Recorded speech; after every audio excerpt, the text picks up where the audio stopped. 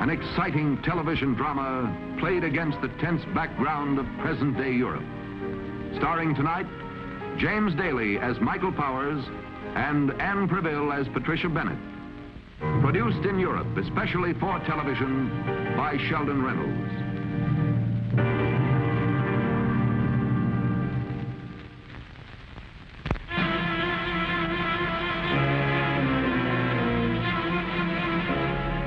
This is the story of Minister Bartok, a man who, because of his wide public appeal, was said to be the most powerful man in his country. A man whose shadow had crossed my path 100 times, only to mysteriously disappear again.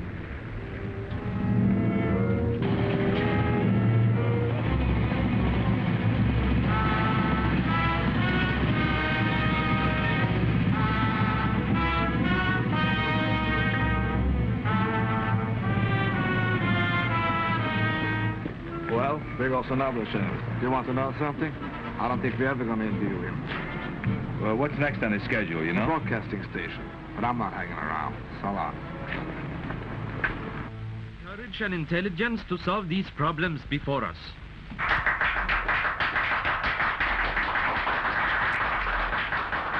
May I go inside? Not while you're on the air. Look, I'm from the Associated News.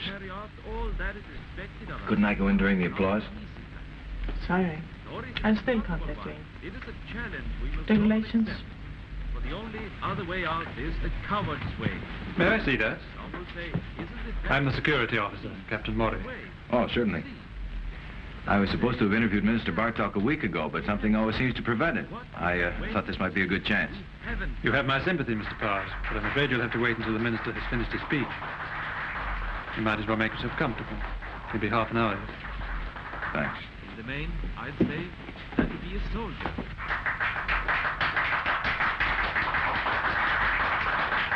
Okay. You can leave now, Mr. Powers. Thanks.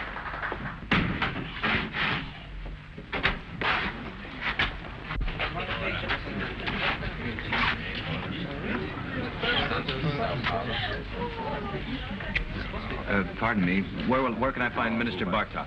He just left. Left? Yes, through the side door.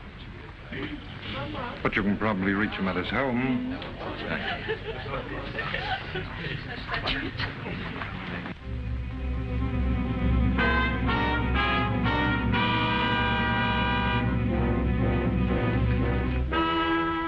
I had phoned Minister Bartok's home and had been told by his secretary that the minister had not returned, but had gone directly to the Valona Country Inn. It was the third dodge that day. When you hit that high an average, it's no longer a coincidence. This time, I was determined to find out if this was just another phony lead.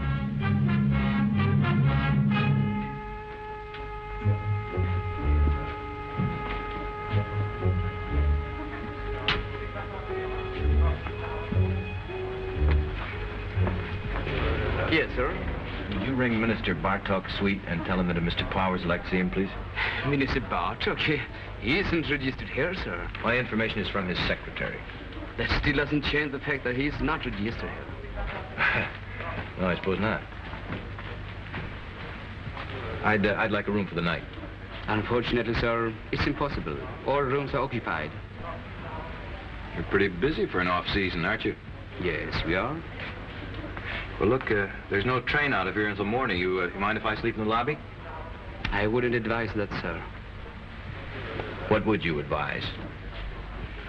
Just a moment.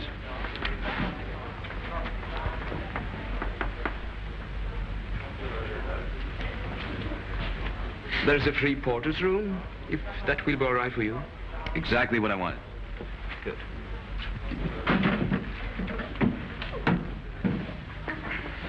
May I? I'll take it, thanks. Follow me, please.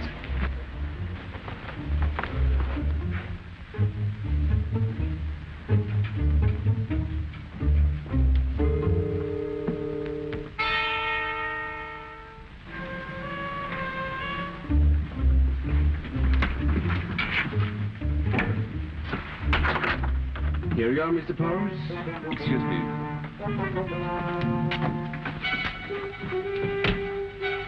Well, I hope you find it comfortable. Everything's fine, thank you. Good night. Good night.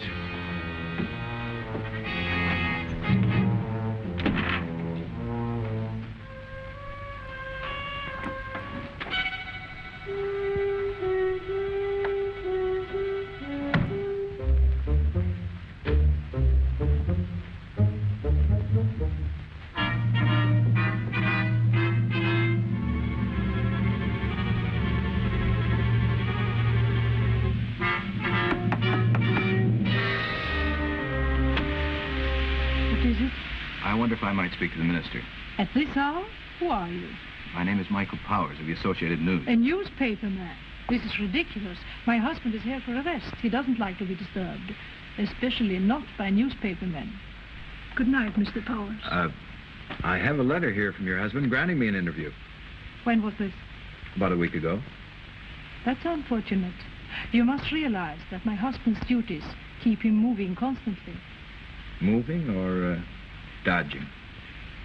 Your literary imagination seems to be running away with you, Mr. Powers. Madam Bartok, just 5 minutes ago, the desk clerk downstairs told me that your husband wasn't even registered at this hotel. Now, if you think that's a figment of my literary imagination, I suggest we go down and see him. That's not necessary. He was acting under the minister's orders. All right. When can I see him? You'll have to wait until tomorrow morning. He's taking a shower now. Okay. Until tomorrow, then. Mm-hmm.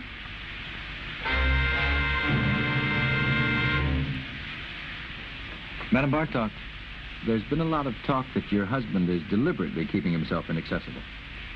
There's an old saying, Mr. Powers. Believe nothing that you hear, and only half of what you see.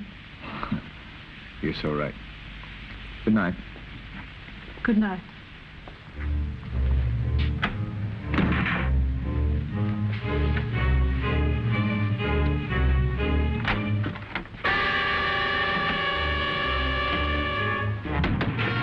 Hey, what's the idea?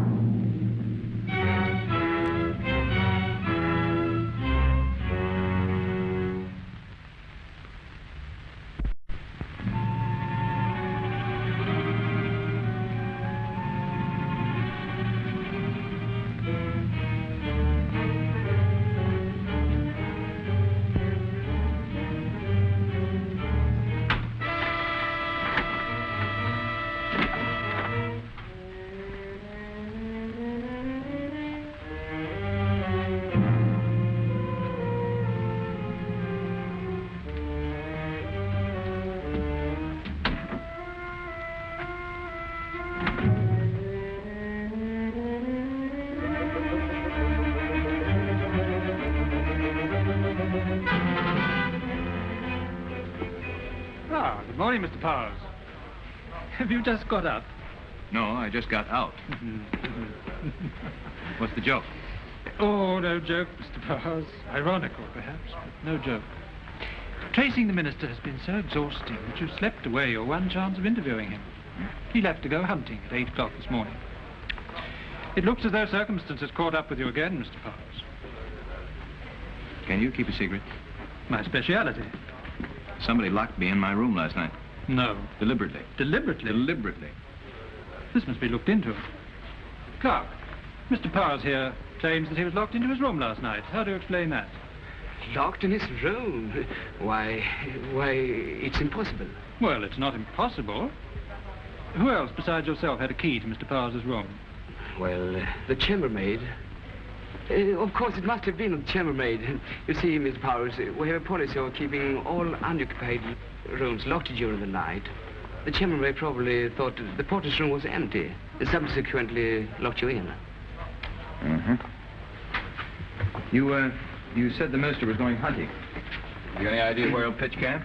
Yes, about 5 miles north of the lodge. But if you have any idea of going to meet him, I'd strongly advise against it. The terrain here is rather wild. It'd be extremely difficult to find him. Eagle Scout reporting for duty. You tell me where he is and I'll find him. I don't like to take the responsibility if you're getting lost. Why not wait till tomorrow? He'll be back then. Captain, I waited my last tomorrow today. I still think you should wait. Can you keep a secret? My speciality.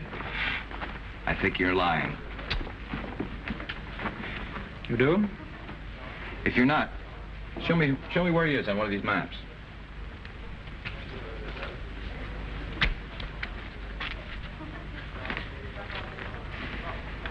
Here's the hotel.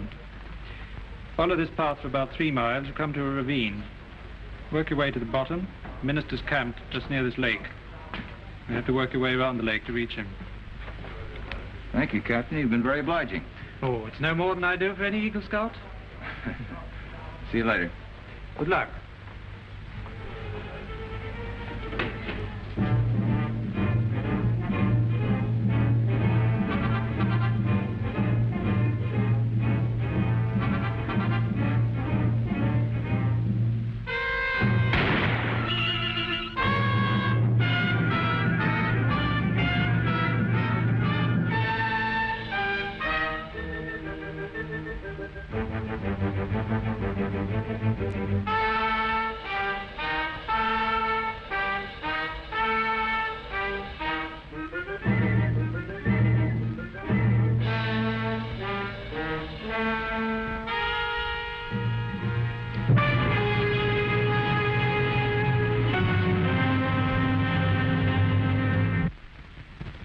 And now, to return to the second part of Foreign Intrigue.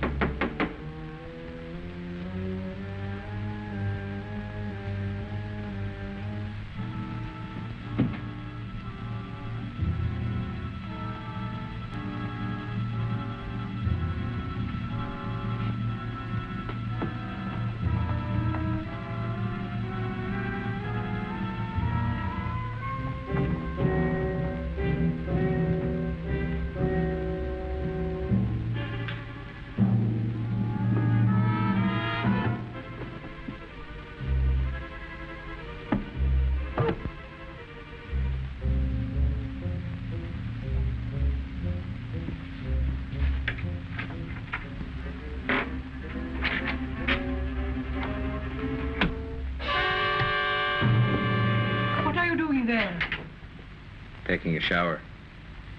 That doesn't give you any right to come in here uninvited. If I remember correctly, I was invited.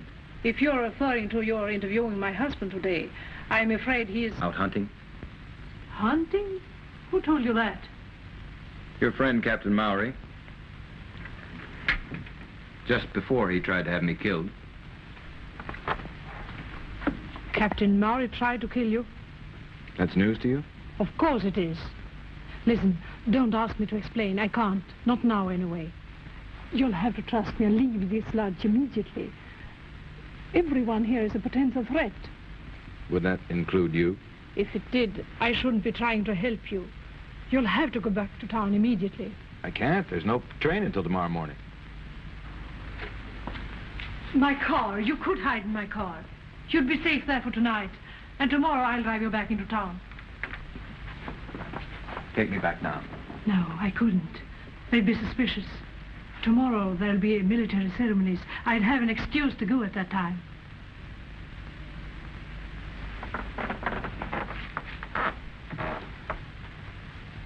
You lied to me about your husband. Why should I believe you now? You have no choice. That's right.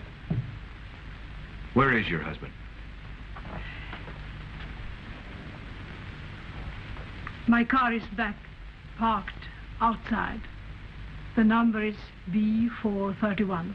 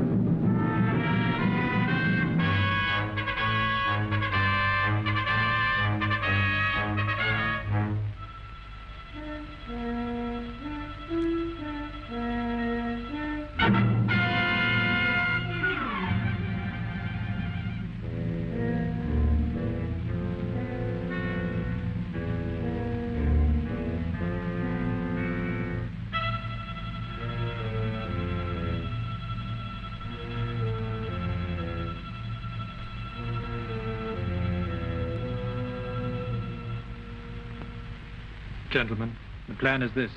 B Company will march out of the parade assembly area precisely at the moment when Defense Minister Bartok's radio address begins.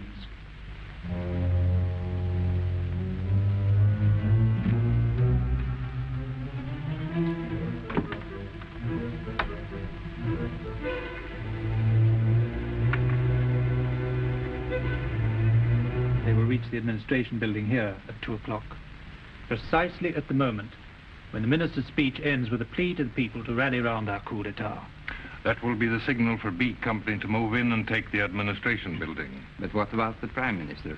The end of the speech will also be the signal for the Guard of Honor to take the Prime Minister into custody. Are there any more questions? Everything is clear, sir. None, sir. I'll expect to see you all tomorrow on the radio station before the speech. Good night, gentlemen. Good night, sir. Good night, sir.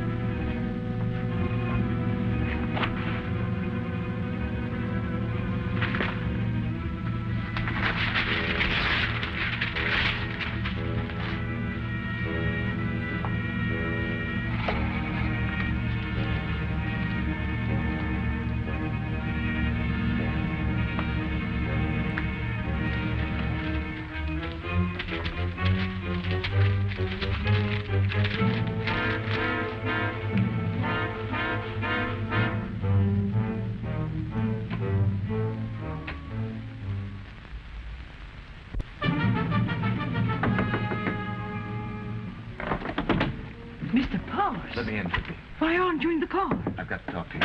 You should have waited until morning. I couldn't. It's too important. What is it? There's a military clique here that are planning to overthrow the government. How did you find that out? I heard them discussing it. And I made a tracing of their plans. Look.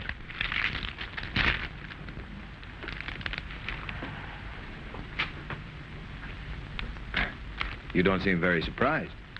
I'm not. You knew about it? Yes. Well, it looks like I've made another mistake. Wait. There won't be a coup d'etat tomorrow. How do you know that? I tell you, they can't do anything. They wouldn't dare to make such a drastic move without sufficient public support. And only my husband, as Minister of Defense, could guarantee that. That's why he's making the speech? He won't make any speech. They seem pretty certain that he will. I tell you, he won't make any speech. Well... There's no point in discussing that now, Mr. Powers. You can't leave here unless I drive you out. I suggest you go down to my car and stay there.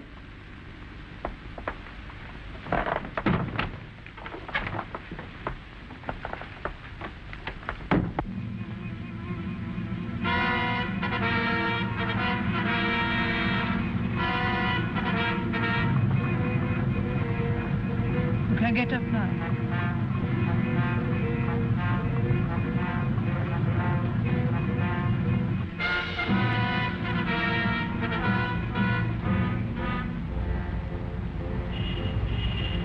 Why are we stopping here? I'm boarding a train in 20 minutes. Why? I'm leaving the country. And if you are wise, you'll do the same. You are not safe yet, and you can accomplish nothing by staying.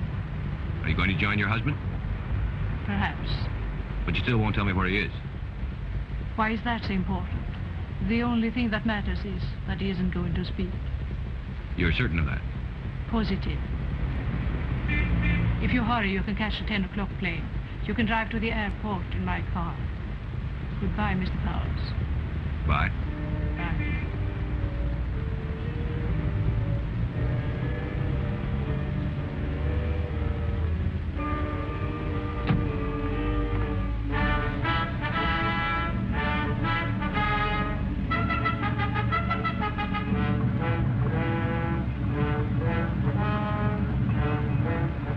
Now we return you to Studio A, where you will hear an address given by our Minister of Defense, the Honorable Albert Bartok.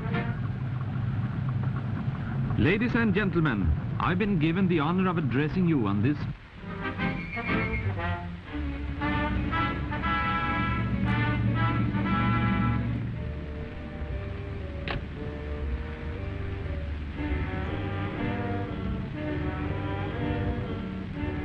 strong government through understanding government.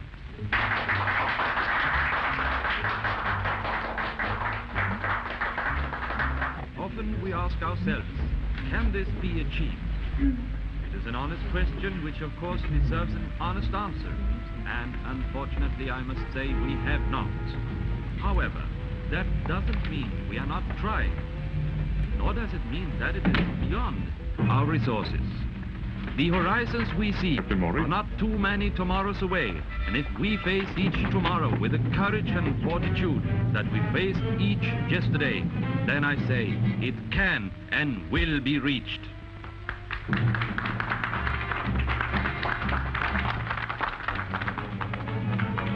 There are some among us who, because of past defeats and discouragements, have adhered to pessimistic views.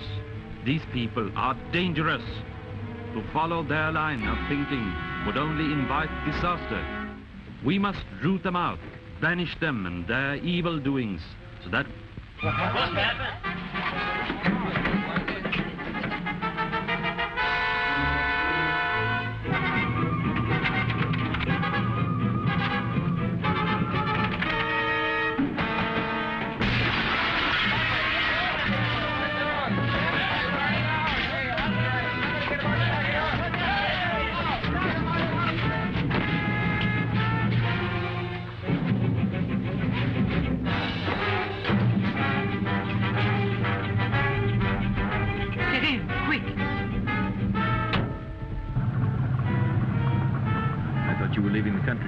Yes, but I heard the broadcast at the station.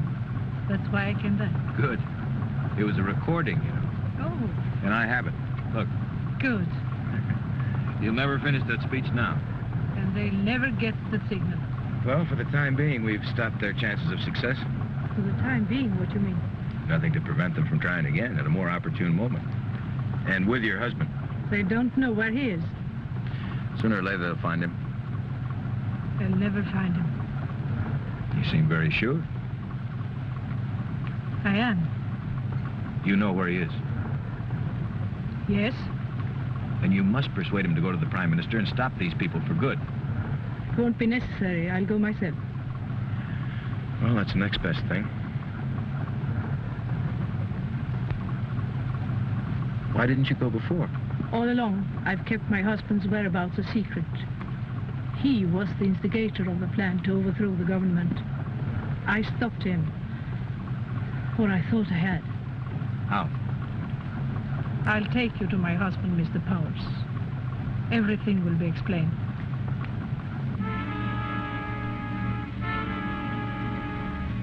We are here, Mr. Powers.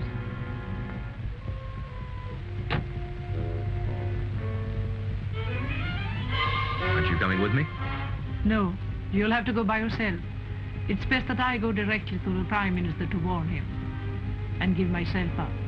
What are you talking about? As I told you before, when you see my husband, everything will be explained. He is on this street. What's the address? You'll have no trouble finding it. It's the only entrance on this side. See you later. I don't think so, Mr. Powers. Bye.